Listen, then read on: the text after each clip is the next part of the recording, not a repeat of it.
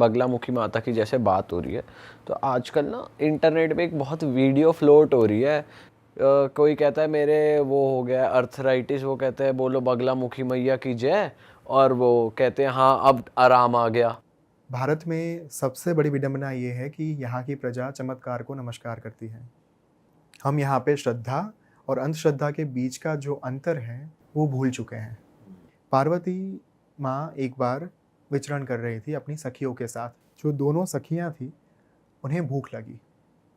उन्होंने माँ से कहा कि माँ हमें भूख लगी है और हमें हमारी क्षुधा शांत कीजिए। और जैसा ही उन्होंने ये कहा, माँ क्रोधित हो गई। क्रोध में आकर उन्होंने अपने ही खड़ग से अपना सर काट दिया।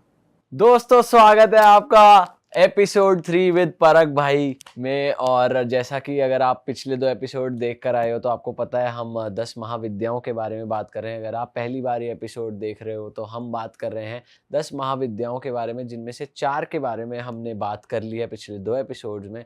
आज बाकी महाविद्याओं के बारे में भी बात होगी और परग भाई हमारे साथ है। परग भाई थैंक यू सो मच, आप इतने बिजी स्केड्यूल से टाइम निकाल कर हमारे लिए आते हो, एपिसोड करते हो और लोगों को ज्ञान देते हो, उसके लिए बहुत बहुत शुक्रिया। और Shubham, I am truly honoured, I am grateful to all of you, क्योंकि आप जो कार्य कर रहे हैं ये बहुत ही बड़ा कार्य है। और आपके माध्यम से जो लोग इन बातों के बारे में जान पा रहे हैं, जो बातें आज तक मात्र गुप्त रखी गई, मात्र शास्त्रों में ही रखकर उसे एक सीक्रेट नॉलेज के तौर पर लाया गया, लेकिन अब वक्त आ चुका है कि हम इन चीज़ों को बाहर लाएं ताकि ये ज्ञान जो है वो बरकरार रहे, ये कहीं लुप्त ना हो जाए। तो आप जो कार्य कर रहे हैं उसके लिए मुझे आपको थैंक यू कहना चाहिए। So thank you for inviting me here, I am truly honoured. बस भाई हम सब भी एक मीडियम है, चोजन वंस हैं हम। और ये वीडियो आई होप आने वाले हमें नहीं पता कितने सालों तक इंटरनेट पे रहेगी और लोगों को पता चलता रहेगा। तो भाई बिना किसी देरी के शुरू करते हैं। थोड़ा सा हम एक रिकैप अगर आप ही दे दो ऑडियंस को तो, और फिर हम आगे बढ़ते हैं। जी, हमने अभी तक 4 महाविद्याओं के बारे में बात की: काली, तारा, महात्रिपुर सुंदरी और भुवनेश्वरी। कुल 10 महाविद्या हैं, जिनमें से 6 महाविद्याओं के बारे में हम आज बात करने वाले हैं। जो 6 महाविद्या बाकी हैं वो है त्रिपुर भैरवी, छिन्नमस्ता, धूमावती, बगलामुखी, मातंगी और Kamalatmika. Again without any further delay हम आगे बढ़ते हैं त्रिपुर भैरवी की ओर। त्रिपुर भैरवी माँ का एक रौद्र स्वरूप है। लास्ट एपिसोड में हमने बात की थी भैरवी साधना के बारे में, जो बामा खेपा जी ने की थी, जो कलकत्ता में माँ तारा के बहुत बड़े उपासक हो चुके। अब त्रिपुर भैरवी का अगर मैं उसे डिकोड करूँ इस शब्द को, तो त्रिपुर 3 प्रकार के पुर होते हैं, 3 नगर होते हैं जो शास्त्रों में दिए गए हैं: स्वर्ग, भूलोक और पाताल। इनकी जो देवी हैं, जो संहार के साथ जुड़ी हुई है। देखिए, जहाँ पे सृष्टि का सृजन होता है वहाँ पे संहार भी होता ही होता है। Everything has a expiry date. So कभी भी एक्सपायरी डेट के बिना किसी चीज़ का सृजन संभव ही नहीं है। तो जैसे महाकाल काल के अंत पर विराजमान है, जो इस सृष्टि के नाश के लिए एक द्योतक यानी कि पूरक तत्व हैं, एक कैटालिस्ट हैं, जो इस सृष्टि का नाश करके एक नई सृष्टि का सृजन करते हैं और परिवर्तन के साथ, रिवोल्यूशन के साथ नया ब्रह्मांड जन्म लेता है। वैसे ही त्रिपुर भैरवी जो है वो शक्ति स्वरूपा है संहार की, जो नव निर्माण के लिए कार्यरत हैं। यहाँ पे जब हम संहार की बात करते हैं, विध्वंस की बात करते हैं ना, तब एक बात याद रखना बहुत ज़रूरी है, नव निर्माण की बात हो रही है, क्योंकि संहार के बाद ही नया क्रिएट किया जा सकता है। जब तक किसी चीज़ का एंड नहीं होता तब तक नई चीज़ शुरू नहीं की जा सकती। तो त्रिपुर भैरवी वही संहार तत्व के साथ, नव निर्माण के साथ जुड़ी हुई है। ये देवी एक ऐसी देवी है जिनकी कोई सात्विक साधना है ही नहीं। त्रिपुर भैरवी, धूमावती और छिन्नमस्ता, ये जो 3 महादेवियाँ हैं जिनके बारे में हम आज बात करने वाले हैं, ये 3 महादेवी की मात्र वामाचार साधना ही हो सकती है, यानी कि तामसिक साधना से ही उनको सिद्ध किया जा सकता है। उनकी कोई दक्षिणाचार साधना है ही नहीं, क्योंकि तीनों स्वरूप जो हैं वो रौद्र स्वरूप हैं। तीनों स्वरूप शमशान के साथ जुड़े हुए हैं। चाहे हम त्रिपुर भैरवी की बात करें, धूमावती की बात करें या फिर छिन्नमस्ता की बात करें। धूमावती के बारे में हमने पहले एपिसोड में कहा था इस सीरीज़ के, जहाँ पे धूमावती ने जब महादेव को निगल लिया था, ये कहानी आई थिंक मैंने सुनाई थी, if I am not wrong. Mahadevi ने क्रोधित होकर महादेव को निगल लिया और फिर वे विधवा बन गई, और शमशान में जाकर उनका जो स्वरूप है वो शमशान में विराजमान है। एक रथ के ऊपर सफ़ेद वस्त्रों में खुली जटाएं, बिखरी हुई जटाएं हैं, उनकी रथ के ऊपर कौवा है, और पूरा एक रौद्र स्वरूप जो है वो वहाँ पे दिख रहा है। देखिए, यही जो स्वरूप है उसे शास्त्रों ने नाम दिया है दारिद्रा, अलक्ष्मी। एक है लक्ष्मी और दूसरी है उनकी बहन अलक्ष्मी। तो एक कथा हमें प्राप्त होती है, एक बार लक्ष्मी और अलक्ष्मी दोनों भगवान विष्णु के पास पहुंची। दोनों महाविष्णु की पत्नियां हैं, अर्धांगिनियां हैं। भाई इससे पहले आप आगे बढ़ो, मैं जानना चाहता हूँ कि आप हमेशा महागणपति, महाविष्णु, महालक्ष्मी ऐसा क्यों बोलते हो? मतलब कोई डिफरेंस है या ये बस आपका बोलने का तरीका है? नहीं, देखिए, एक है शक्ति, एक है आदि शक्ति और एक है आदि पराशक्ति। तो जब हम महाविद्या की बात कर रहे हैं ना, हम आदि पराशक्ति की बात कर रहे हैं। जब हम महागणपति की बात कर रहे हैं तब गणपति के superior form, the most supreme form की बात कर रहे हैं, जहाँ से गणपति के अन्य स्वरूपों का प्रागट्य हुआ। गणपति के 32 स्वरूप हैं। मुद्गल पुराण अगर आप पढ़ेंगे, गणेश पुराण आप पढ़ेंगे, 32 स्वरूप दिए गए हैं। और ऐसे ही उनके तांत्रिक स्वरूप भी हैं, उच्छिष्ट गणपति, अघोर गणपति। उन सभी का जो सुप्रीम फॉर्म है वो है महागणपति। वैसे ही एक है शिव, एक है सदाशिव। कौन है Sadashiv? Again I am going back to Lalita Mahatripur Sundari, the third महाविद्या। जब श्रीयंत्र में माँ ने अपना स्थान ग्रहण कर लिया, उस समय पर भगवान ब्रह्मा को ये चिंता हुई कि अब सुप्रीम डिवाइन फेमिनाइन का प्रागट्य तो हो चुका है, लेकिन उनके साथ विवाह किनका करेंगे? क्योंकि सुप्रीम डिवाइन फेमिनाइन के लिए सुप्रीम डिवाइन मस्कुलिन एनर्जी का होना भी बहुत ज़रूरी था। तब जाकर भगवान शिव ने अपना सुप्रीम फॉर्म यानी कि सदाशिव स्वरूप धारण किया और उनका ब्याह हुआ, उनका विवाह हुआ ललिता महात्रिपुर सुंदरी के साथ। तो भगवान सदाशिव और ललिता महात्रिपुर सुंदरी यानी कि आदि पराशक्ति और पराशिव या फिर सदाशिव वो वहाँ पे विराजमान है। महादेव, जिन्हें देवाधिदेव महादेव कहा जाता है, उनके जो सुप्रीम फॉर्म है वो एक साथ जुड़ गए। और फिर हमें पता है कि महादेव की अगर बात आई तो उनके अलग अलग स्वरूप हैं, जैसे कि 11 रुद्र हैं, उनके 11 रुद्र अवतार हैं, ठीक है। उनमें से एक रुद्र अवतार जो है हनुमान भी है। तो हनुमान के भी अलग अलग अवतार हैं। फिर बाद में जाकर हम पॉडकास्ट के शुरू होने से पहले ही बात कर रहे थे बाबा नीम करोली के बारे में, उन्हें हनुमान जी का अवतार माना गया है। तो एक हायरार्की बनी हुई है यहाँ पे। इसी वजह से जहाँ पे मैं महागणपति शब्द बोल रहा हूँ, महाशक्ति बोल रहा हूँ, सदाशिव बोल रहा हूँ, वहाँ पे मैं सुप्रीम फॉर्म की ही बात कर रहा हूँ। इसीलिए महाविद्या बोला जाता है, सिर्फ विद्या नहीं कहा जाता। This is the essence. तो महाविष्णु के पास लक्ष्मी और अलक्ष्मी जो है वो गए, और अगेन विष्णु की बात पर से Mahavishnu is the supreme form. उसके बाद है क्षीरोदकशाही विष्णु, उसके बाद है गर्भोदकशाही विष्णु। क्या डिफरेंस है? अब महाविष्णु के रोम जो है, उनके जो सेल्स हैं जो हमारी चमड़ी पर होते हैं, वहाँ से यानी कि उनके जो रोंगटे हैं वहाँ से अलग अलग ब्रह्मांडों का सृजन हुआ। अब वो जो ब्रह्मांड अस्तित्व में आए, उन ब्रह्मांडों में क्षीरोदकशाही विष्णु विराजमान हुए, जो क्षीर सागर में विराजमान है। उन क्षीरोदकशाही विष्णु के जो छिद्र थे, उनमें से अवतरण लिया गर्भोदकशाही विष्णु ने, और वो उनकी पूजा हम घर में जो शालिग्राम स्थापित करते हैं वहाँ पे करते हैं। और जिन्होंने कृष्ण का अवतार लिया वो कौन से विष्णु? वो यही विष्णु जो हमारे इस ब्रह्मांड में विद्यमान है, इस भूलोक पर, इस भुवन का जो संचालन करते हैं, वो वाले विष्णु यानी कि third Vishnu. Okay. So it's a wonderful management जो चल रहा है पूरे ब्रह्मांड में। एक हायरार्की बनी हुई है, जैसे एक एम्प्लॉय होते हैं, फिर एचआर आते हैं, फिर सीईओ, फिर एमडी, ऐसे ही वहां पे भी है। अगर आप ध्यान से पुराण पढ़ेंगे ना, सारी कुछ चीजें यहीं भाई से आई सबसे हैं। ऊपर कौन है? अच्छा, ओके, सबसे ऊपर, ठीक है, नाउ नाउ ओके। उनको नाम दिया गया है परब्रह्म वेदों में।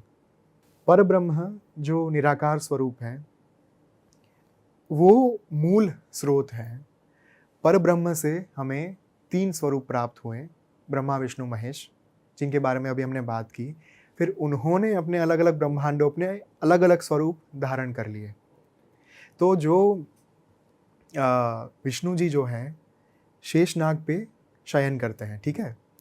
पद्मनाभ स्वामी जो उनका स्वरूप है केरला के तिरुवनंतपुरम में, वहाँ पे आपने ध्यान से देखा होगा, उनकी नाभि से ब्रह्मा का जन्म हुआ। जब विष्णु की नाभि से ब्रह्मा का जन्म हुआ, कमल पे बैठकर उन्होंने जन्म लिया था। ब्रह्मा की आंखें बंद थी। अब ब्रह्मा ने ये देखा कि आसपास अंधकार है। जब उनकी आंखें खुली, वे रोने लगे। ब्रह्मा द क्रिएटर, वे रोने लगे। कई सालों तक उन्होंने रोना चालू रखा। बाद में विष्णु जी प्रकट हुए उनके सामने। विष्णु जी ने कहा कि आपका उद्देश्य क्या है जन्म लेने के पीछे का। ब्रह्मा को जब अपना उद्देश्य पता चला कि मुझे सृष्टि का निर्माण करना है, तब जाकर वे साधना में उतर गए। क्योंकि सृष्टि का सृजन करने से पहले वो क्षमता, वो सामर्थ्य उत्पन्न करना बहुत ज़रूरी था। साधना में से बाहर आने के बाद उन्होंने ब्रह्मांड का निर्माण किया। तो ये हायरार्की चल रही है पूरी। ओ, तो भाई इस हायरार्की में देवी शक्ति को भी तो सुप्रीम कहा जाता है। ऐसा मैंने कहीं सुना है कि ब्रह्मा विष्णु महेश जो है वो सुप्रीम पावर जो है वो फेमिनाइन पावर, ये देवी की ही शक्ति से, मतलब ब्रह्मा विष्णु महेश उनके बेटे हैं, ऐसा कहा जाता है। तो फिर सुप्रीम एनर्जी जो पर ब्रह्म आपने कहा, वो फीमेल देवी शक्ति है वो, या कुछ और एलिमेंट है वो? 5 मत दिए गए हैं हमारे यहाँ पे। पहला मत शैव मत, शैव तंत्र। दूसरा वैष्णव तंत्र। तीसरा शाक्त तंत्र। चौथा सौर तंत्र यानी कि सूर्य का तंत्र। 5वां गाणपत्य तंत्र यानी कि गणपति का तंत्र। अब जो मनुष्य यानी कि हम सब अगर शैव तंत्र में विश्वास रखते हैं, शैव मत में विश्वास रखते हैं, तो भगवान शिव को ही सुपीरियर सोर्स मानेंगे। ओके। जो वैष्णव मत में विश्वास रखते हैं, वो ये मानेंगे कि जो पर ब्रह्म है वो सुप्रीम विष्णु है। जो शाक्त मत में विश्वास रख रहे होंगे, वो ये मानेंगे कि शक्ति ही पर ब्रह्म है। जो सौर तंत्र में विश्वास रखेंगे, वो ये मानेंगे कि एक बड़ा सा सूर्य है। देखिए, ये भी हमारे साइंस ने साबित किया है कि एक हमारा सूर्य है। हमारी आकाशगंगा के बाहर जब हम जाएंगे, तब उन आकाशगंगाओं के बीच में एक सूर्य जो है, जिनके आसपास इस ब्रह्मांड की आकाशगंगाएं घूम रही है। अब हमारा ये एक ब्रह्मांड, ऐसे कई सारे असंख्य ब्रह्मांड, और उनके बीच में एक सुप्रीम सूर्य है। जो सौर तंत्र में मानेंगे, वो उस सुप्रीम सूर्य की पूजा करेंगे।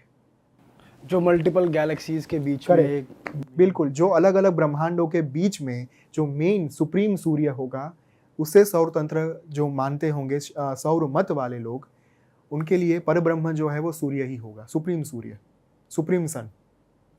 उसके बाद 5th वन गाणपत्य तंत्र, जहाँ पे गाणपत्य मत में विश्वास रखने वाले लोग परब्रह्म के तौर पर महागणपति के स्वरूप को ही धारण करेंगे।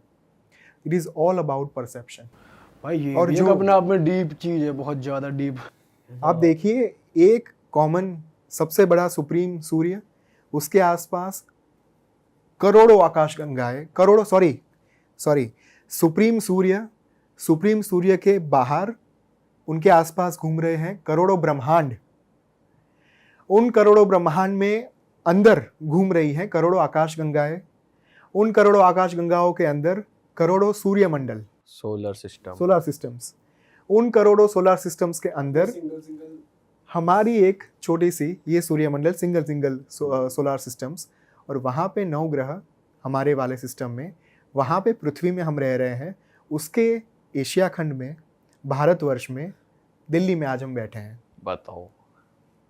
तो यहाँ पे जब आप ये बात सोचेंगे ना, तब अहंकार अपने आप टूट जाएगा।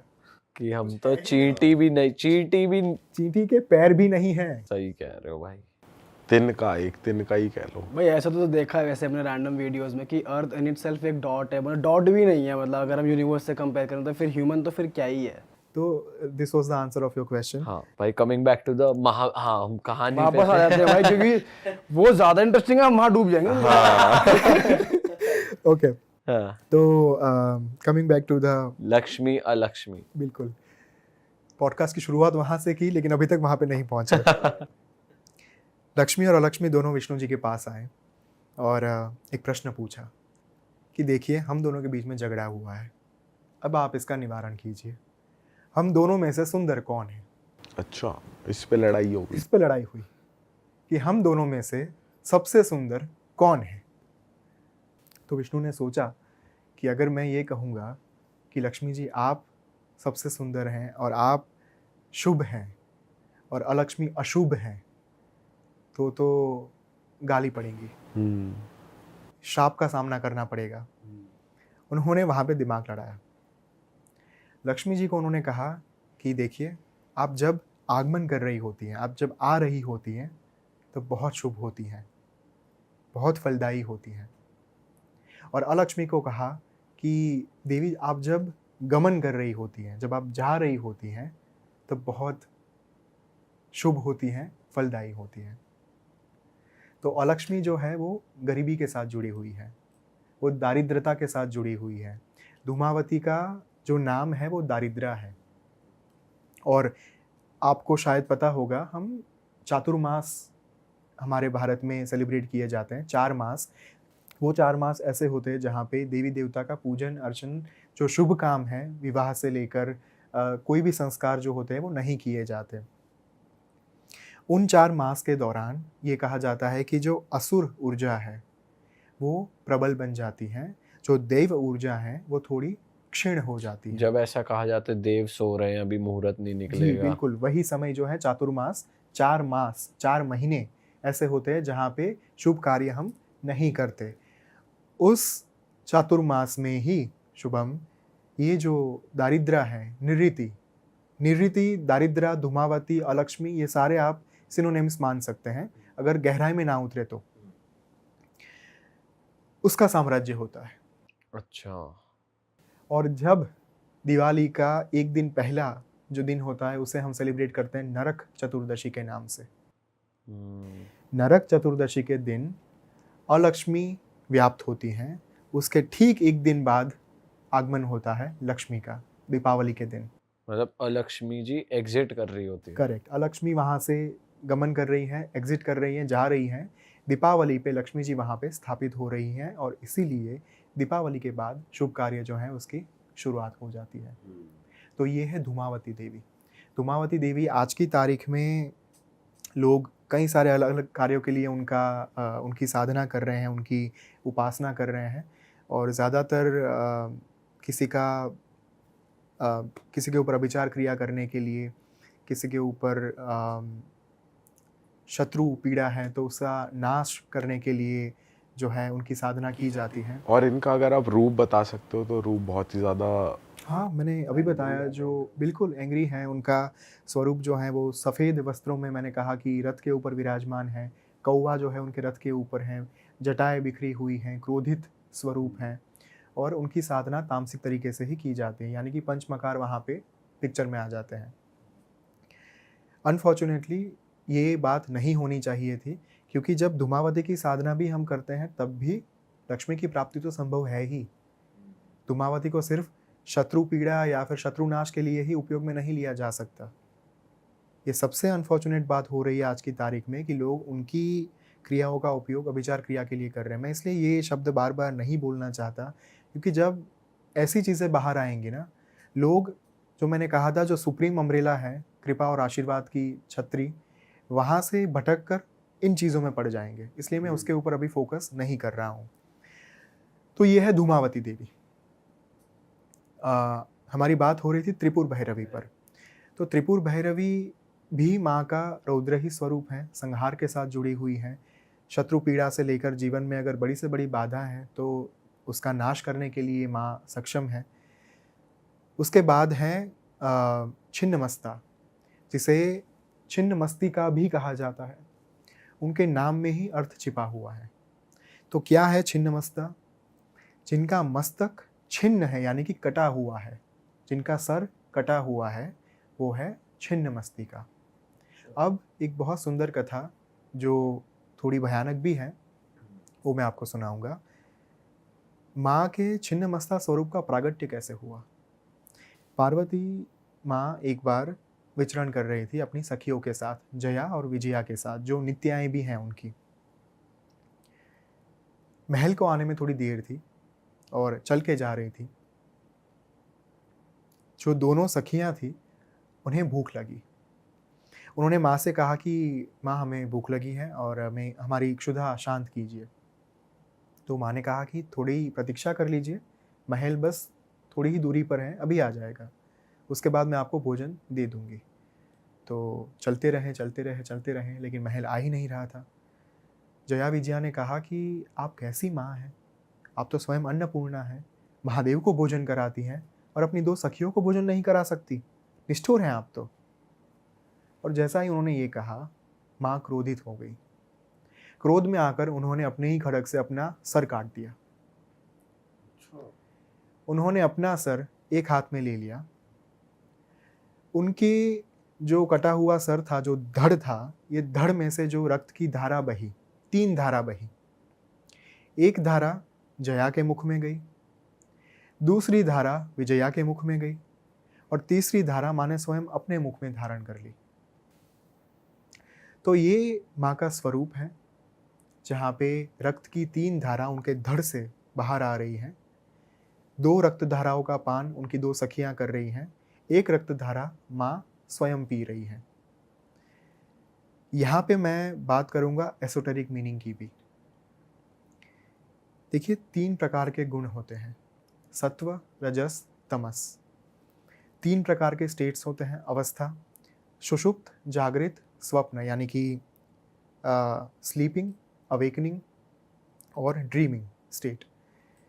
3 प्रकार की नाड़ियाँ होती है, ईडा, पिंगड़ा, सुषुम्ना।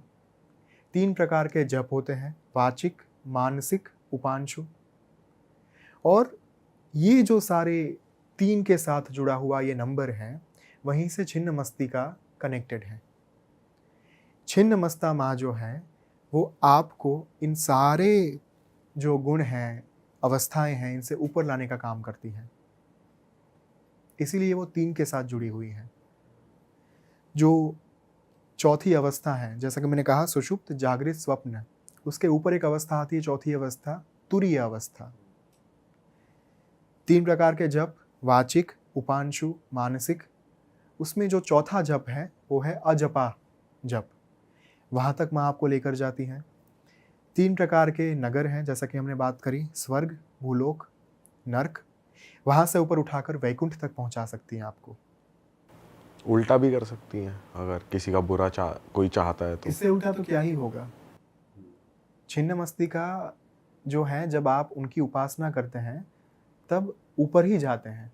ये बात अलग है कि उपासना के दौरान अगर आपने कुछ गलत काम कर दिया, अगर गलत इंटेंशन के साथ, गलत टेंडेंसीज के साथ कर दिया, तो फल नहीं मिलेगा, उल्टा आपके ऊपर बुरा प्रभाव होगा, क्योंकि ये तामसिक साधनाएं होती हैं और वहाँ पे बुरा प्रभाव मिलता ही मिलता है। लेकिन आपने जो प्रश्न पूछा कि डाउनफॉल, तो डाउन रेल्म जो है, लोअर रेल्म जो है, वो नर्क है। उससे लोअर तो क्या ही जाएंगे ना, उसके नीचे तो जा नहीं सकते। वैसे ही स्वर्ग के ऊपर भी ना जा नहीं सकते। लेकिन इन तीनों के ऊपर उठना है, इन तीनों से बाहर निकलना है, इस साइकिल से बाहर निकलना है, तुरीय अवस्था में पहुंचना है, वैकुंठ तक पहुंचना है, तो जाकर आप सही टेंडेंसीज के साथ साधना करेंगे, तब जाकर माँ आपको वहाँ तक पहुँचा सकती है। ओके भाई, जैसा कि मुझे नहीं पता बहुत लोगों ने फर्स्ट एपिसोड हमारा परख भाई के साथ देखा या नहीं, बट थोड़ा सा अगर मैं बताऊं तो, जैसे काल भैरव की या कोई तीव्र ऐसी नेगेटिव तामसिक सिद्धि कर रहे हो आप और कुछ गलत हो जाए, तो वो डीटी इतने भी एंग्री हो जाते हैं कि आपका गेम ओवर कर सकते हैं। तो इन देवियों की सिद्धि में भी ऐसा होता है कि अगर तामसिक तरीके से भी आप कर रहे हो बट कुछ भी आपसे गलती हुई, या जैसे हम लास्ट एपिसोड में भैरवी साधना की बात कर रहे थे कि वो उनको मदिरा पान करा रही थी और अगर कोई गलती हो गई तो सीधा जो कर रहा है वो साधक पागल हो सकता है, मानसिक संतुलन उसका वो खो बैठता है, प्राणों का भी खतरा रहता है। ये बात तब है जब तामसिक तरीके से साधना कर रहे हैं। तो इसलिए मैं बार बार कहता हूँ कि पता नहीं ये आज के समाज की प्रकृति ही ऐसी हो चुकी है या फिर हम ऐसा ही उनको इंटरनेट के माध्यम से फीड कर रहे हैं कि वो तामसिक चीज़ों की ओर ज़्यादा जा रहे हैं। मैंने तो ये 3 देवियों के बारे में बताया, धूमावती, छिन्नमस्ता और त्रिपुर भैरवी, जिनकी सिर्फ तामसिक साधनाएं हैं। मैंने तो ये भी कहा कि 7 महाविद्या जो है उनकी सात्विक साधना यानी कि दक्षिणाचार साधना अवेलेबल है, उपलब्ध है, आप कर सकते हैं। लेकिन फिर भी पता नहीं क्यों लोग अट्रैक्ट होंगे 3 उस प्रकार की साधनाओं पर जहाँ पे तामसिक होंगी। मैं यही समझाने की कोशिश कर रहा हूँ कि अगर आपके पास सात्विक तरीके से साधना करने का एक विकल्प, एक ऑप्शन अवेलेबल है, तो आप क्यों प्राणों को संकट में डालना चाहते हो? और भाई एक चीज़ और मैं आपसे जानना चाहूँगा, जैसे ना चाहते हुए या फिक्शनली मान लेते हैं इसको, किसी ने अगर इन तीनों में से किसी एक देवी को सिद्ध करा और उनसे दूसरे को हार्म पहुंचाने के लिए क्रिया कर दी, तो उसका तोड़ भी इन्हीं की एनर्जी है या इनकी करी हुई क्रिया का कोई तोड़ नहीं है, या तोड़ क्या है? कोई ऐसी चीज़ नहीं है जो इम्पॉसिबल हो। अगर आपके भाग्य में कुछ चीज़ें लिखी गई हैं, वो होकर ही रहेगी। आपने जो कहा कि अगर किसी ने कुछ कर दिया, बाद में उस साधक का तो पतन निश्चित ही है, उसमें कोई दो राय है नहीं। जिनके साथ ये चीज़ें हुई हैं, यहाँ पे अगर महाविद्या के माध्यम से कुछ किया गया है तो डेफिनेटली महाविद्या ही उनको बचा भी सकती है।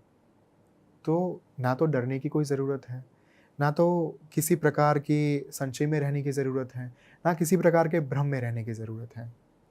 सबसे ज़्यादा फ़ायदा हमारे भय का ही उठाया जा रहा है। इनफैक्ट शुभम, आपने जो पहले एपिसोड की बात की, उसके बाद इतने सारे लोगों ने आकर ये मैसेज किया था मुझे कि हमारे ऊपर ये हुआ है, हमारे ऊपर वो हुआ है। 99% ऑफ केसेस में कुछ होता ही नहीं है।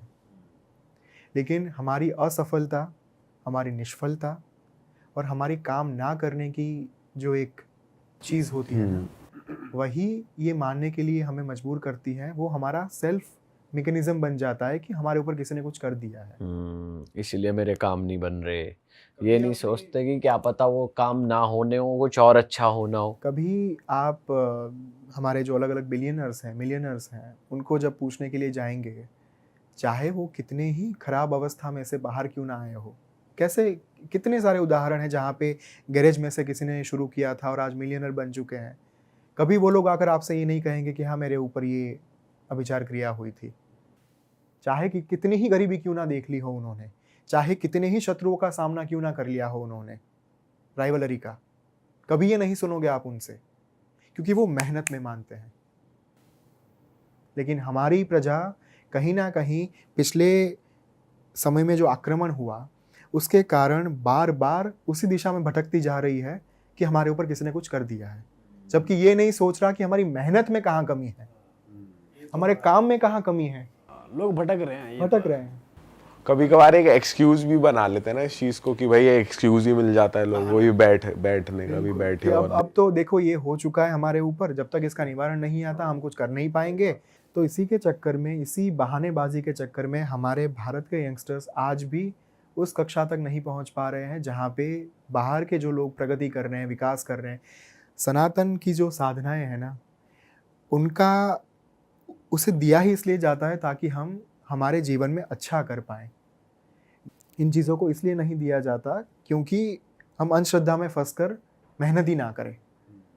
जब हम साधना के बारे में बात करते हैं, मंत्रों के बारे में बात करते हैं ना, लोग उसे काम ना करने का एक उपाय मान लेते हैं कि अगर हम मंत्र पढ़ेंगे, उच्चारण करेंगे और हमारा काम हो जाएगा, पैसे आ जाएंगे, धन दौलत आ जाएंगी। कुछ कुछ चीज़ों का उच्चारण कर दो, कुछ मंत्रों का उच्चारण कर दो, बस बैठे बैठे जो है पैसे अपने ड्रॉअर में आते रहेंगे। फिर वो नहीं होता तो फिर वो उस चीज़ को ब्लेम करते हैं कि भाई इस मंत्र में खराबी है, इस चीज़ की वजह से नहीं हो रहा। और ये नहीं सोचते कि क्या मैंने मेहनत की, क्या मैंने जाकर मजदूरी की एक बार। तो this is the thing. Anyway, Tripur Bhairavi, Dhumavati के बारे में हमने बात जानी, छिन्नमस्तिका के बारे में हमने बहुत डिटेल में बात की। मातंगी देवी का अगर आप स्वरूप देखेंगे तो जैसे माँ सरस्वती का जो स्वरूप है वो एकदम श्वेत वस्त्रों में हाथ में वीणा लेकर बैठी हुई है। मातंगी जो महाविद्या है वो देवी माँ सरस्वती का तांत्रिक स्वरूप है। अच्छा। अगर मातंगी महाविद्या की हम पूजा करते हैं तो जो भी मनुष्य, जो भी साधक कला क्षेत्र में होते हैं, आर्ट फील्ड में होते हैं, उनको बहुत सहायता, अपार कृपा एवं आशीर्वाद जो है वो माँ से प्राप्त होते हैं। और मातंगी माँ के हाथ में भी वीणा है। ओह। तो शी इज़ अ तांत्रिक फॉर्म ऑफ सरस्वती। उसके बाद हमारे पास हैं बगलामुखी देवी। बगलामुखी देवी भी एक ऐसी महाविद्या है जिनकी उपासना भारतवर्ष में आज बहुत हो रही है। और सबसे बड़ा कारण ये है कि शत्रु पीड़ा से अगर आप ग्रसित हैं तो उसके निवारण के लिए महाविद्या जो है बगलामुखी, उनका प्रयोग किया जाता है।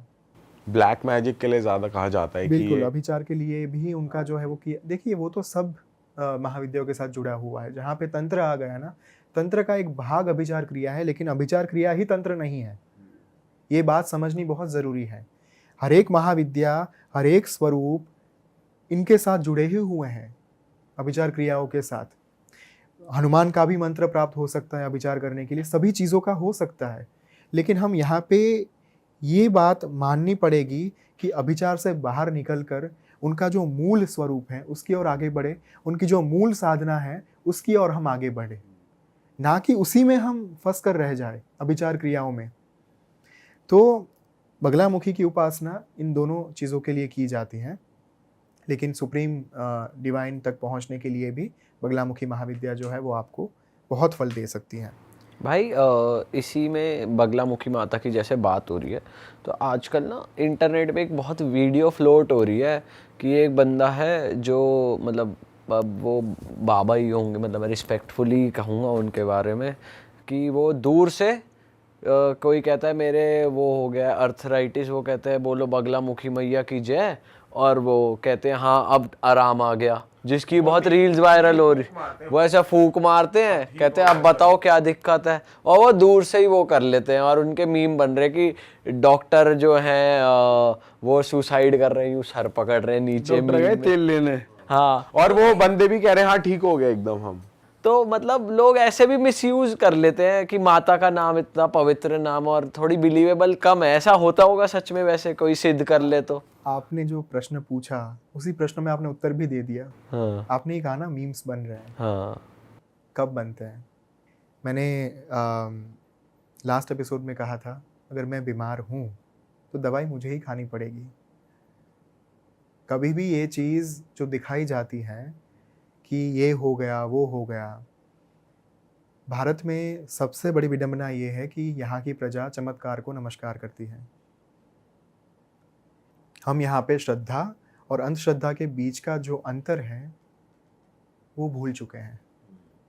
और इसी के कारण मैं I don't want to comment on any babas, on any spiritual gurus, but इसी माइंडसेट के कारण लोग भटक भी रहे हैं। एक समय ऐसा आएगा शुभम जहाँ पे हम, आई रियली होप कि ये ना हो कभी, लेकिन लोगों का विश्वास जो है वो उठना शुरू हो जाएगा इन चीज़ों के ऊपर से, अगर यही चीज़ें चलती रही तो। इसलिए मैं बार बार एम्फसाइज करता हूँ साधना के ऊपर। खुद करें, सेल्फ एक्सपीरियंस होगा एक बार। साधना की शक्ति, साधना का सामर्थ्य जब आपको खुद पता चलेगा तब जाकर आप किसी भी बाबा के पास नहीं जाओगे अपनी समस्या को लेकर। मतलब मैं वही आपसे जानना चाह रहा था, जिसने साधना कर भी रखी है बगलामुखी माता जी की, तो क्या वो एक मतलब देखो बिगिनर जो एडवांस लेवल पे, जैसे आपके गुरु हो गए, जैसे आपने उनके बारे में बताया कि वो किसी के सर पे हाथ भी नहीं रखते, किसी से ऐसे मिलते भी नहीं हैं और अपना काम करने के लिए आगे प्रेरित करते हैं लोगों को, पर अगर वो चाहें या अगर कोई बहुत सुप्रीम बंदा भी चाहे तो क्या वो किसी का रोग ठीक कर सकता है ऐसे? एक किस्सा, मुझे कथा याद आ रही है जो मैंने पढ़ी थी, ओम स्वामी एज वी नो हिम, शायद उस पुस्तक में थी या फिर रेन मेकर में थी। मुझे एग्जैक्टली याद नहीं आ रही।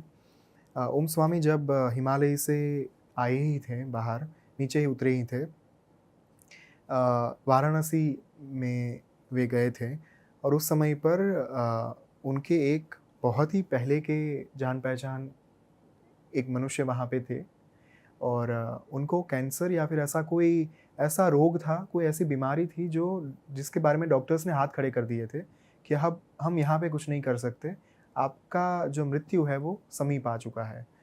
तो जब ओम स्वामी ने ये बात जानी, सबसे पहले जब वे उनसे मिले, उन्होंने अपने जो प्रधान शिष्य थे, जो मुख्य शिष्य थे, उनको थोड़ी देर बाहर प्रतीक्षा करने के लिए कहा कि आप बाहर वेट करिए। फिर उन्होंने अंदर जो ये रोगिष्ठ व्यक्ति थे उनको आलिंगन दिया। आलिंगन यानी एक हग किया। तो आलिंगन देने के बाद उन्होंने कहा कि अभी आपकी मृत्यु आई नहीं है, माँ की कृपा से आप स्वस्थ हो जाएंगे। इस संदर्भ में कुछ बातें हुई। और आलिंगन एक ऐसी चीज़ है जो एक सिद्ध व्यक्ति के पास से अगर आपको मिले तो निहाल हो जाते हैं मनुष्य। और ये रेयर चीज़ है जो उन्होंने जीवन में बहुत कम बार की है कि किसी को आलिंगन दिया हो। तो उस हग से ही वो ठीक हो गए थे? जब बाहर आ गए, बाहर आने के बाद वे वहाँ से चले गए वाराणसी से। वो जो व्यक्ति था, जो बीमार था, जैसे जैसे दिन बीतते गए, हफ्ते बीतते गए, डॉक्टर ने हाथ खड़े कर दिए थे, लेकिन वो इंसान जो है वो ठीक होने लगा। दूसरी ओर ओम स्वामी, जिन्होंने इनका रोग अपने ऊपर ले लिया था, वो कई हफ्तों तक बहुत बीमार रहे। यहाँ पे शुभम, अगेन मैंने जो लास्ट एपिसोड में दीपक जी को कहा था, it is all about the cycle of Karma. उससे कोई बच नहीं सकता। अगर आपके दुख, आपके रोग, जो आपने कहा कि फूंक मार के ये करते हैं, वो करते हैं, जो ऐसा करने में सक्षम भी है ना, वो दिखावा नहीं करेंगे। वो अपने आप अपना काम शांति से, चुपकी दी के साथ कर देंगे, बाहर निकल आएंगे, ढिंढोरा नहीं पीटेंगे। और जब ये होगा तब उनके शरीर में जो रोग था या फिर उनके शरीर में जो भी आदि व्याधि उपाधि थी, वो सहनी तो पड़ेगी जिन्होंने ले ली है अपने ऊपर। उसके बिना ये बैलेंसिंग, प्रकृति बैलेंस में ही मानती है, संतुलन में ही मानती है। यहाँ पे जो कुछ भी है, देखिए एक बात बहुत ही सीधी है, क्यों हम प्रकृति में जाकर मिल जाते हैं? अल्टीमेटली प्रकृति हमें जो देगी उतना ही हमसे वापस भी ले लेगी। प्रकृति always believes, nature always believes in balancing. तो ये बात वहाँ पे पिक्चर में आ जाती है। तो आई डू नॉट बिलीव कि इन चीज़ों में सच्चाई है कि फूंक मारने से रोग दूर हो जाएंगे, ये हो जाएगा, वो हो जाएगा। कोई लोग तो ऐसे भी देखे जो हथौड़ी मार के ठीक करते हैं। किसी पार्ट पे आपको दर्द हो रहा है, पीड़ा हो रही है, एक हथौड़ी मार दी, ठीक हो गया। ये कहने सुनाने की बातें हैं, कोई सच्चाई है नहीं। साधना करो, सच्चाई पता चल जाएगी। तो मातंगी देवी के बारे में हमने बात की। नाउ कमलात्मिका, त्रिपुर भैरवी, धूमावती, छिन्नमस्ता, मातंगी, बगलामुखी के बारे में बात की। The last Mahavidya, the 10th Mahavidya is Kamalatmika. Kamalatmika जो है, उन्हें आप महालक्ष्मी का ही एक स्वरूप मान सकते हैं। She is the last and final Mahavidya जो सौम्य स्वरूपा है। और कमलात्मिका जैसे नाम में ही अर्थ छिपा हुआ है, जो कमल के आसन पर विद्यमान है, जो कमल की भांति सौम्य है, वो है देवी लक्ष्मी, देवी कमलात्मिका। अगर सुपरफिशियल लेवल पे बात करें तो उन दोनों के बीच में ज़्यादा अंतर है नहीं। डीप में जाएंगे, बहुत सारी बातें निकलेंगी, लेकिन अभी के लिए हम कमलात्मिका के ऊपर यहाँ पे 10 महाविद्याओं की जो पूरी बात है उसके मीनिंग के साथ यहाँ पे हम रुक सकते हैं। एक किस्सा जो मुझे याद आ रहा है यहाँ पे, वो है अघोरी बाबा कीनाराम जी का। भाई एक क्वेश्चन मैं पूछ सकता हूँ बीच में? मैं ये जानना चाहता हूँ भाई कि जो अब हमने 10 महाविद्या की बात करी, इनको सिद्ध कैसे किया जाता है, सीखा कैसे जा सकता है? क्या ये सिर्फ एक गुरु ही आपको बताएगा कि आप इन पर्टिकुलर देवी की पूजा करो 10 में से, या आजकल सब कुछ यूट्यूब पे अवेलेबल है, तो कोई भी बंदा उठा के कुछ भी सर्च करे, जैसे आपने देवी का नाम लिया, 10th जो देवी थी उनका नाम सर्च करा और साधना चालू कर दी, क्या सही तरीका क्या है? क्योंकि बहुत लोग इसके बाद इंटरेस्टेड होंगे कि भाई हमें भी साधना करनी है, हमने एम्फेसिस दिया है, तो कैसे करनी है वो भी थोड़ा बता दो। अगर महाविद्याओं की साधना करनी है आपको, सबसे पहली मेरी सलाह यही होगी, 3 मूल साधना करें। सबसे पहली साधना गणपति साधना, दूसरी सवितुर गायत्री साधना, तीसरी गुरु साधना। ये क्यों करनी है ये भी मैं बता रहा हूँ आपको। गणपति साधना इसलिए करनी है क्योंकि गणपति मूलाधार चक्र के देवता है। मूलाधार चक्र यानी रूट चक्र हमारा, जो हमारे जननांग के पीछे यानी कि प्राइवेट पार्ट्स के पीछे रहता है। प्रत्येक मनुष्य डिज़ायर से घिरा हुआ है। हमारा जो मूलाधार चक्र है वो डिज़ायर के साथ कनेक्टेड है। जब तक मूलाधार चक्र में विद्यमान कुंडलिनी शक्ति, कुंडलिनी एनर्जी को हम जागृत नहीं करते, उसे हम एक रास्ता नहीं देते, उस चक्र से आगे नहीं बढ़ते, तब तक उच्च कोटि की साधना, higher form of sadhana, Mahavidya is the ultimate form of sadhana है। तो पहले एक लेवल को क्रॉस करना होता है ना। आप ये कैसे सोच सकते हो कि पहले स्टेप पर खड़े रहकर डायरेक्टली लास्ट स्टेप पर छलांग मारेंगे और लगेगा नहीं, आपको चोट नहीं लगेगी? अरे घायल हो जाएंगे, खून निकलेगा, चल नहीं पाएंगे, क्या पता क्या क्या हो जाए। तो सभी साधनाओं में ये अल्टीमेट साधना है जो हमने जो 10 गणपति साधना पहले करनी है, जो आपने कहा अल्टीमेट साधना 10 महाविद्याओं की साधना है, ठीक है। वहां तक पहुंचने के लिए 3 प्रिलिमिनरी साधना जो है वो करनी होती है। पहली गणपति साधना, जो मैंने कहा मूलाधार चक्र को जागृत करने के लिए करी जाती है। दूसरी सवितुर गायत्री साधना, ओम भूर्भुवस्वः तत्सवितुर्वरेण्यम भर्गो देवस्य धीमहि धियो यो नः प्रचोदयात्। सवितुर गायत्री मंत्र जो सूर्य का गायत्री मंत्र है, इसकी साधना क्यों करनी है? क्योंकि वेद माता है गायत्री।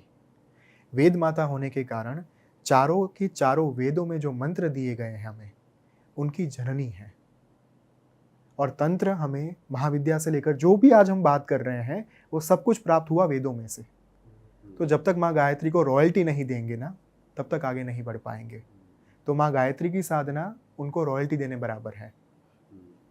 गायत्री साधना के बाद सबसे बड़ा क्वेश्चन जो सब लोग पूछेंगे कमेंट में आकर कि महाविद्या साधना करनी है लेकिन गुरु नहीं है, जो आपने भी पूछा, गुरु दीक्षा आवश्यक है क्या? गुरु साधना इसलिए करनी है, अगर जीवन में गुरु नहीं है तो गुरु साधना के माध्यम से आप अपने अंतर में आदि गुरु महादेव को स्थापित कर सकते हैं। क्योंकि महादेव ही वो महान शक्ति है, वो महासत्ता है, जिन्होंने हमें पूर्ण मंत्र शास्त्र दिया। 7 करोड़ मंत्र जो हमें प्राप्त हुए, चाहे वो तांत्रिक मंत्र हो, शाबर मंत्र हो, वैदिक मंत्र हो, वो महादेव के महातांडव के वक्त हमें प्राप्त हुए थे। He was the creator of the mantras. इसीलिए रचयिता होने के कारण महादेव की साधना, जो गुरु तत्व को स्थापित करने की बात है, गुरु तत्व को जागृत करने की बात है, इसीलिए गुरु साधना की जाती है। अगर आपके जीवन में फिजिकल फॉर्म में गुरु नहीं है, मानव स्वरूप में गुरु नहीं है, प्लीज कहीं पे मत भटकिए। प्लीज किसी अयोग्य व्यक्ति के झांसे में मत फंसिए। गुरु साधना करिए, गुरु तत्व को अंतर में स्थापित करिए, और ये 3 साधना आपको प्राप्त हो जाएंगी। ओम स्वामी की एक बुक है एंशिएंट साइंस ऑफ मंत्रा, वहाँ पे। और अगर भाई जी किसी के पास ऑलरेडी गुरु है, पर वो पता कैसे लगा पाए कि वो सही है, सही ही गाइड करेगा? क्योंकि बहुत लोग तो फंस जाते हैं ना चीज़ों में, तो वो कैसे पता लगा पाए? Experience is the greatest teacher. साधना के मार्ग पर जैसे जैसे आगे बढ़ते जाएंगे, उन्हें सही और गलत के बीच का फासला जो है वो पता चलता जाएगा। बहुत ही माइनर फर्क रहता है एक योग्य गुरु और अयोग्य गुरु के बीच में। उसे जानने के लिए जब तक डिविनिटी का प्रागट्य नहीं होता आपके जीवन में, जब तक आप स्पिरिचुअल जर्नी के उसमें आगे नहीं बढ़ते, तब तक आपको अनुभव नहीं होगा। जब तक अनुभव नहीं होगा, तब तक आपके अंदर वो इंटेलेक्चुअलिटी नहीं आएगी, सुप्रीम बुद्धि जिसे कहा जाता है, प्रज्ञा जिसे कहा जाता है, वो नहीं आएंगी। तब तक तो आप भटकते रहेंगे। तब तक आप जिनको भी देखेंगे खुली जटाओं में वाराणसी में बैठे हुए, या फिर कहीं पे शो के ऊपर आके बात करते हुए, मैं ये कर सकता हूँ, मैं वो कर सकता हूँ, मैंने ये सिद्ध किया है, मैंने वो सिद्ध किया है, तब तक उन सभी को आप गुरु मानेंगे। इसलिए मैंने इतना एम्फेसाइज किया, कहीं पे फंसने की ज़रूरत नहीं है, किसी को भी गुरु मानने की ज़रूरत नहीं है। गुरु सामने से प्रकट होते हैं, ये शास्त्र का विधान है। अगर आपकी साधना की यात्रा सही दिशा में चल रही है तो गुरु सामने से ही आएंगे। तो ये 3 साधना करनी है। 3 साधना के बाद आपके लिए सारे डोरवेज खुल जाएंगे। जो आपका प्रश्न था कि कैसे महाविद्या तक पहुंचा जा सकता है, ये 3 साधना पहले करें। इन 3 साधनाओं के बाद आपके लिए कोई भी साधना, कोई भी महाविद्या ऐसी नहीं होगी जिनकी साधना आप नहीं कर पाएंगे। अगर ये महाविद्याओं की साधना आपको सीखनी है तो 10 महाविद्या तंत्र महाशास्त्र तंत्राचार्य पंडित राजेश दीक्षित महाराज जी का एक बहुत सुंदर ग्रंथ है, वहाँ पे आप पढ़ सकते हैं विधि विधान को। चौखंबा प्रकाशन वाराणसी जो है बहुत बड़ा प्रकाशन, जहाँ पे तंत्र शास्त्र जो हैं वही ज़्यादा प्रकाशित उनकी पुस्तकें होती हैं। वहाँ से 10 महाविद्याओं की अलग अलग पुस्तकें भी आपको मिल जाएंगी। लेकिन अगेन भागने से पहले एक बार अपने आप पर काम करिए। वो काम होगा अपने आप। महाविद्या जो आपको अगर अपने पास बुलाना चाहती हैं तो आप पहुँच ही जाएंगे, उसमें कोई दो राय नहीं है। और यही महाविद्याओं की बात मैंने जब महाअसुर श्रेणी लिखी शुभम, उसी समय पर इस बात को मैंने ध्यान में रखा था। महाअसुर श्रेणी के जो जितने भी भाग हैं, अभी तो सिर्फ मृत्युंजय रिलीज हुआ है, लेकिन उसमें हमने अघोर पंथ और 10 महाविद्याओं के बारे में उतनी ही डिटेल में बात की है जितनी हमने आज यहाँ पे बात की, इंक्लूडिंग उनकी साधनाओं के बारे में। पुराणों में कथाएं दी गई हैं, उन कथाओं के माध्यम से हमें मंत्र दिए गए। जब भी एक मनुष्य को साधक बनाना होता है ना, पहले उन्हें शास्त्र इंटरेस्टिंग तरीके से बताओ। तो महाअसुर श्रेणी को तांत्रिक फिक्शन बनाने के पीछे का उद्देश्य ही यही था। महाअसुर श्रेणी के माध्यम से तंत्र जो है उसे इतना डिकोड करके हमने वहाँ पे रखा हुआ है, अगर कोई रीडर उसे पढ़ेगा, उसे अपने आप खुद से साधना करने के लिए, इंडिपेंडेंटली साधना करने के लिए मोटिवेशन मिलेगा कथा के माध्यम से। This was the essence. और बीज विचार यही था। दैत्य गुरु शुक्राचार्य ही वहाँ पे पिक्चर में आए थे। दैत्य गुरु शुक्राचार्य के बारे में के पर्शियन लेखक हैं, इतिहासकार, उन्होंने एक पुस्तक लिखा है द हिस्ट्री ऑफ पर्शिया। उसमें उन्होंने एक बात लिखी हुई है कि भारत के सनातन हिंदू धर्म के जो दैत्यों के गुरु थे शुक्राचार्य, उन्होंने अपने जीवन का आखिरी समय, अंतिम 10 साल अपने पौत्र आरव के साथ बिताए थे। अब आरव जो है उनके नाम से अरब भूमि आया और वहीं से हमें मिला यूनाइटेड अरब अमीरात्स। तो मेरे दिमाग में ये जो एक प्रोसेस चला वो ये था कि शुक्राचार्य अगर लास्ट टाइम पे अपने जीवन के अंतिम काल में यूएई में थे, अरब भूमि पर थे, उनके मृत्यु का वर्णन कहीं पे नहीं दिया गया।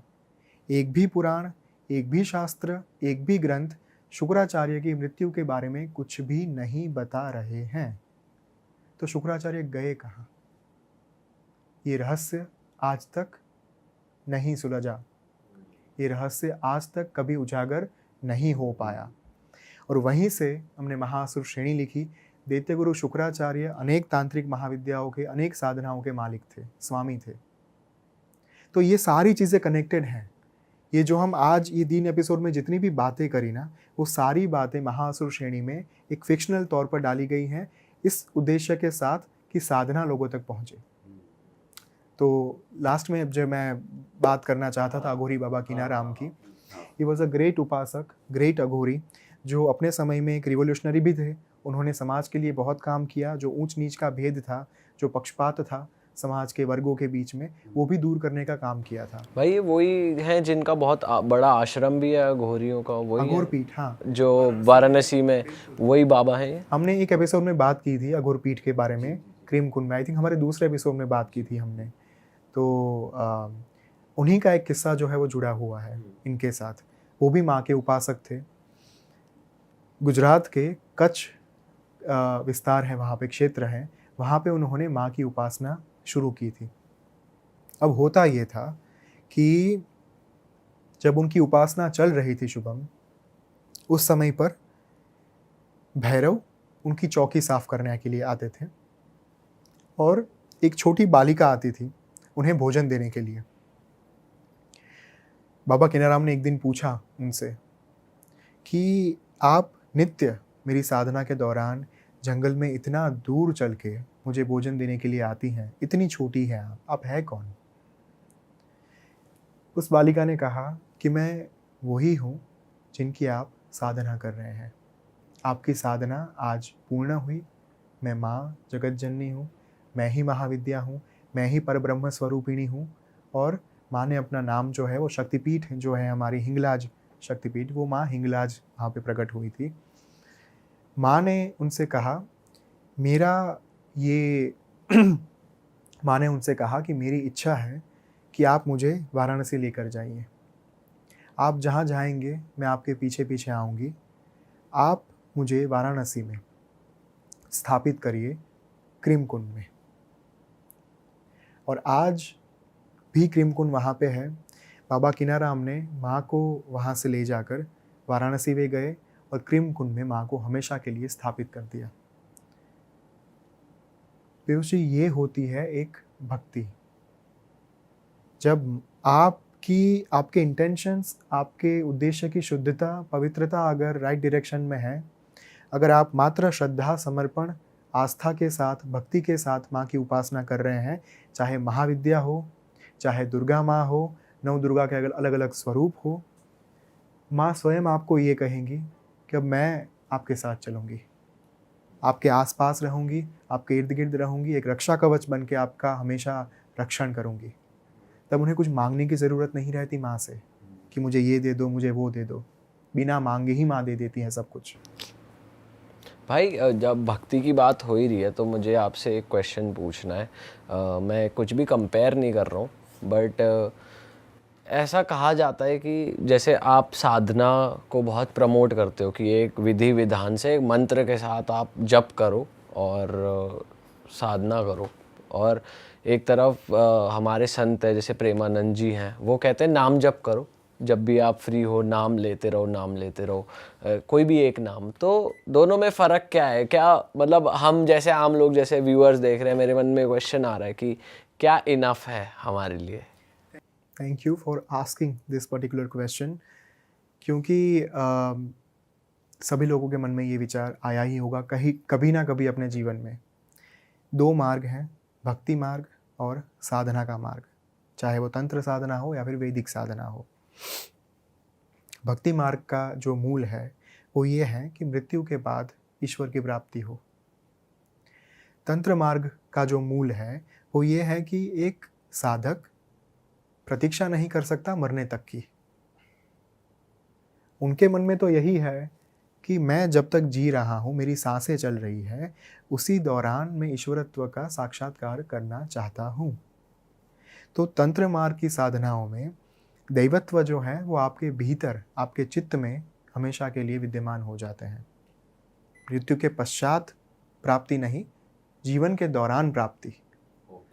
तो भक्ति मार्ग में आप देखिए चैतन्य महाप्रभु, शीला प्रभुपाद जी, नरसिंह मेहता, मीरा, संत तुकाराम, कितने सारे उदाहरण हमारे पास हैं।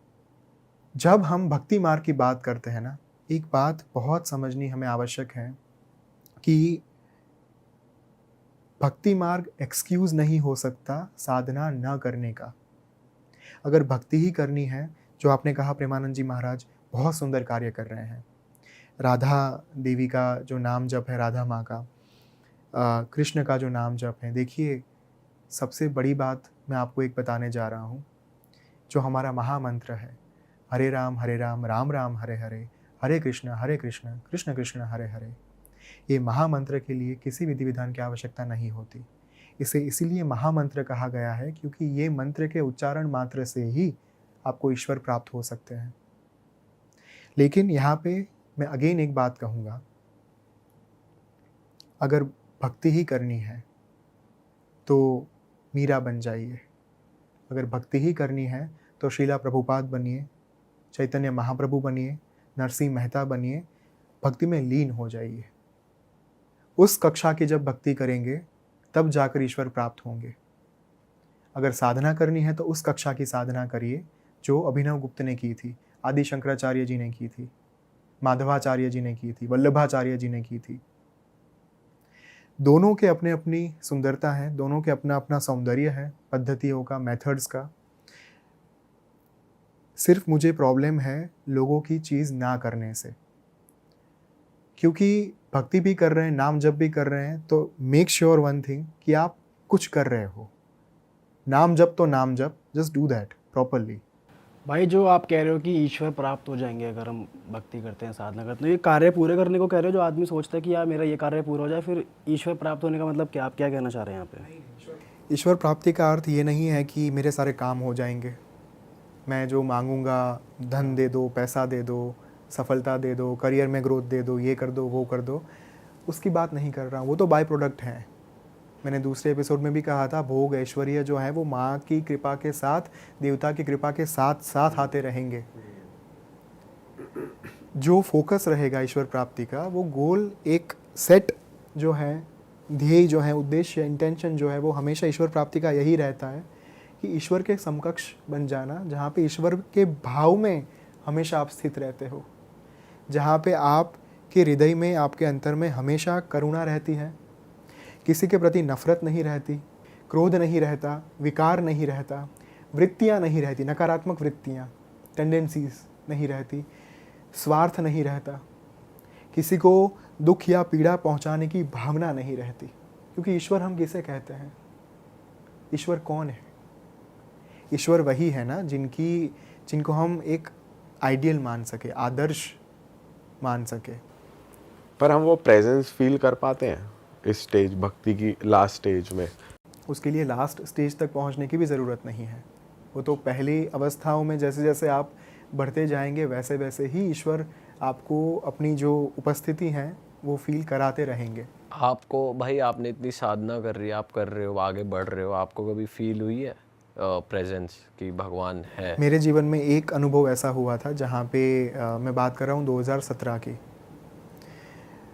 मैं, मेरे माता और पिता, हम तीनों जा रहे थे Ahmedabad.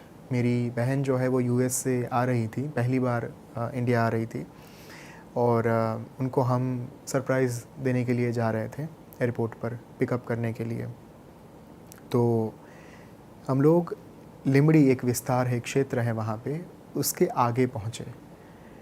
Suddenly out of the blue हमारी जो कार थी, कार के पीछे एक ज़ोर से आवाज़ आई, धड़ाम करके, और पूरी कार जो हमारी है वो इतने फोर्स के साथ जंप कर दी, इतनी बड़ी छलांग लगाई कार ने, जाके खेतर में गिर गई, खेत में, और कुछ सूध बूध नहीं थी 2 मिनट तक। मेरे पिताजी जो थे वो बेहोश थे, माता जो थी उनकी नाक से खून बहना शुरू हो चुका था, और मैं, जब तक मुझे होश आया तब तक चीज़ें ये थी कि मैं ये सोचने लगा कि ये मर चुका हूँ मैं या फिर कहाँ पे हूँ, मैं बेहोश हूँ, ये कौन सा वर्ल्ड है बेसिकली। तो कार का दरवाज़ा जो है वो उसे खोलने की कोशिश की गई, लेकिन जम गया था वो, और लोग बाहर इकट्ठा होना शुरू हो गए थे। लोगों ने बाहर से ही हमें ना बोला कि आप दरवाज़ा मत खोलना। हमें अंदर आवाज़ सुनाई नहीं दे रही थी क्योंकि कांच बंद थे, गाड़ी बंद पड़ चुकी थी, शुरू नहीं हो रही थी, और कुछ भी सुनाई नहीं दे रहा था कि बहुत सारे लोग चीख रहे थे, चिल्ला रहे थे, केओस था। फिर जाकर जब हमने बाहर नज़र की, दृष्टि डाली, उस समय पर पता चला कि हमारी कार जहाँ पे गिरी थी उसी स्थान के बाजू में एक पानी का छोटा सा तालाब भरा हुआ था, और वहाँ पे बिजली के पिलर का जो लाइव वायर होता है वो गिरा हुआ था। अगर दरवाज़ा खोल के हमने बाहर पाँव रखा होता तो वहीं के वहीं पूरी कार एक साथ तीनों के तीनों लोग भस्मीभूत हो जाते। आग बबूला, पूरा जो कार है वो आग पकड़ लेती और एक ही झटके में सब कुछ ख़त्म हो जाता। जब ये हो रहा था ना शुभम, उस समय पर आपको पता है एक अवस्था होती है जहाँ पे 2 या 5 सेकंड भी आपको 5 मिनट के बराबर लगती है। जब हमारी कार एक्सीडेंट के बाद जंप कर रही थी, उस 2 या 5 सेकंड के समय में मेरे दिमाग में कुछ और नहीं चल रहा था। मैं सुन्न हो चुका था। सिर्फ एक ही मंत्र मेरे दिमाग में चल रहा था, ओम श्री मात्रे नमः। Because I really thought this is the end of my life. सिर्फ मेरी लाइफ नहीं, मेरे माता पिता की लाइफ भी। उस घटना के बाद किसी ने हेल्प बुलाई। आधे घंटे तक हम कार में ही थे। कार में से बाहर निकलने के बाद वो जो वायर था उसे निष्क्रिय कर दिया गया था और हम बाहर निकले। बाहर निकलने के बाद रेंगते रेंगते ऊपर तक पहुँचे। पिताजी की हड्डियों के पीसीस हो चुके थे, इसलिए वो ज़्यादा कार्य नहीं कर पा रहे थे। जब हम ऊपर पहुँचे जैसे तैसे करके, उसके बाद जब हमने फिर से नीचे एक बार नज़र करी, वो कार इस हद तक पिचक गई थी। बाहर खड़े लोग ये कह रहे थे कि आप जिंदा कैसे बचे। शुभम, उसी जगह पर पिछले 1 महीने में 7 एक्सीडेंट्स हुए थे, सेम स्पॉट। उन 7 एक्सीडेंट में से एक भी इंसान नहीं बचा था। एक भी मेंबर उन एक्सीडेंट्स में नहीं बचा था। और जब हम हॉस्पिटल पहुँचे, मम्मी के नाक से खून बह रहा था। सबसे पहली हमारी बात यही थी कि शायद ब्रेन इंजरी हो सकती है। तो पूरा एमआरआई और वो सारी चीज़ें हुई, सब कुछ नॉर्मल था। उन्होंने कहा कि नहीं, सिर्फ नाक में चोट लगी है, इस वजह से ये खून जो है वो बह रहा है। You are safe and sound, you don't need to worry about anything else. जब हमने ये जाना कि उस जगह पे हमसे पहले जिनका एक्सीडेंट हुआ था वो कभी नहीं बच पाए, वो हॉस्पिटल तक नहीं पहुंच पाए। वो कार जो हमारी थी उसे स्क्रैप कर देना पड़ा। उतनी हद तक उसकी हालत ख़राब हो चुकी थी जिसे रिपेयर नहीं किया जा सकता था। उस समय पर मेरे शरीर पर एक खरोच नहीं आई थी। खून का एक बूंद भी मेरे शरीर से नहीं निकला था, एक बूंद भी। खरोच की बात छोड़ो। ये जब घटना हुई तब आई रियलाइज्ड कि आपको ज्ञात तक नहीं होता कि कौन सी शक्ति कौन से समय पे आपके ऊपर रक्षा कवच बन के विद्यमान है, आपकी रक्षा कर रही है, आपका ध्यान रख रही है, आपकी चिंता उनको है। ये अनुभव के बाद मैंने ये जान लिया कि माँ आसपास ही है। और जो साधना की यात्रा पे मैं निकला हूँ, माँ ने ये बता दिया कि this is the right direction, don't need to worry about anything, I am there. पीड़ा तो आएंगी, घटनाएं तो होंगी, लेकिन इसका अर्थ ये नहीं है कि आप मेरे सामर्थ्य के ऊपर संशय करो। सही बात है। ब्यूटीफुल भाई, क्या एपिसोड थे यार। ये मैं जनता से कहूँगा भाई, अगर आपने ये वाला एपिसोड देखा है तो आप पिछले 2 भी देखें, और अगर आपने ये वाला एपिसोड नहीं देखा है तो फिर मैं क्या ही कहूँ। जब देखा ही नहीं तो आपकी किस्मत में होगा तो ज़रूर आप तक ये बातें पहुँचेंगी। ये भी डेस्टिनी है भाई, कौन सुन रहा है और किसकी लाइफ क्या सुन के चेंज हो रही है, ये भी उनकी अपनी किस्मत है। बट भाई मैं चाहूँगा कि आप परख भाई से जुड़ें, उनके इंस्टाग्राम पे जाकर उनको फॉलो करें। ये बहुत सारी जो है साधनाएं, उनके बारे में इंफॉर्मेशन देते रहते हैं, कराते भी रहते हैं, ऑनलाइन भी वर्कशॉप्स लेते हैं और बुक्स भी लिखते हैं। इनकी बुक का लिंक डिस्क्रिप्शन में है, आप जाके परचेज़ करके पढ़ सकते हैं। और भाई मज़ा आ गया इस सीरीज़ में। पहली बार ऐसा हुआ है कि हमने 3 एपिसोड की एक टॉपिक की सीरीज़ टाइप करी है। तो मैं आपको एक बात बताना चाहता हूँ। आपने जो कहा कि जिनके भाग्य में होगा वो ये सुन पाएंगे, आदि शंकराचार्य कह के गए हैं, श्वपाको जलपाको भवति मधुपाको पमगीरा निरातंको रंको विहरति चिरम कोटि कनकैः तवापर्णे कर्णे विशति मनुवर्णे फलमिदं जनः को जानीते जननी जपनीयम जपविधो। आदि शंकराचार्य कहते हैं कि माँ की भक्ति से जो कटु वचन बोलता है, जो कड़वा बोलता है, वो भी मधुरभाषी हो जाता है। उनकी पूजा का फल ये है कि जो रंक है वो राजा हो जाता है। अगर माँ आपका एक नाम का वर्ण, आपके मंत्र का एक वर्ण, एक अक्षर, एक बीज अगर किसी के कान में पड़ गया तो उसका उद्धार हो जाता है। तो अगर आपका जप किसी ने कर लिया, आपकी साधना किसी ने कर ली, तो उनको क्या प्राप्त होगा इसकी कल्पना तक नहीं की जा सकती। तो ये जो 3 एपिसोड की ये जो यात्रा थी, यहाँ तक जो लोग पहुँचे हैं, आई वुड से माँ की असीम कृपा ही उन पर विद्यमान होंगी, क्योंकि उनकी कृपा के बिना उनके नाम का एक अक्षर भी कान पे नहीं पड़ सकता। क्या बात कह दी भाई। मैं जनता से बोलूँ, जो पहले 2 एपिसोड्स अगर आपने मिस कर दिए तो डिस्क्रिप्शन में लिंक है, वहाँ से आप ले सकते हैं। यहाँ पर भी स्क्रीन पे 2 एपिसोड्स फ्लैश हो रहे हैं। और इस एपिसोड के बारे में कहूँगा, इस एपिसोड को अपने तक ना रखें, शेयर करें। रियल टॉक पॉडकास्ट का पर्पस रहता है कि जो भी यहाँ ज्ञान की बातें हो रही हैं, वैल्यू, नॉलेज, विजडम जो भी हम यहाँ पे कर रहे हैं वो लोगों तक पहुँचे। तो प्लीज़ इसको शेयर करें फ्रेंड्स एंड फैमिली में। हम आपसे मिलेंगे नए पॉडकास्ट में। Till then bye bye. और सॉरी, हमने पहले एपिसोड में देवी माँ का आवाहन किया था, उनको जागृत किया था। अब पूर्णाहुति के साथ रिक्वेस्ट है मेरी कि हम ये करें। ओम पूर्णमदः पूर्णमिदं पूर्णात् पूर्णमुदच्यते पूर्णस्य पूर्णमादाय पूर्णमेवावशिष्यते। हरि ओम तत्सत्, हरि ओम तत्सत्, हरि ओम तत्सत्। ओम श्री मात्रे नमः। ऑसम गाइस, मिलते हैं आपसे नए पॉडकास्ट में। बाय बाय, ध्यान रखिए। जय माता दी।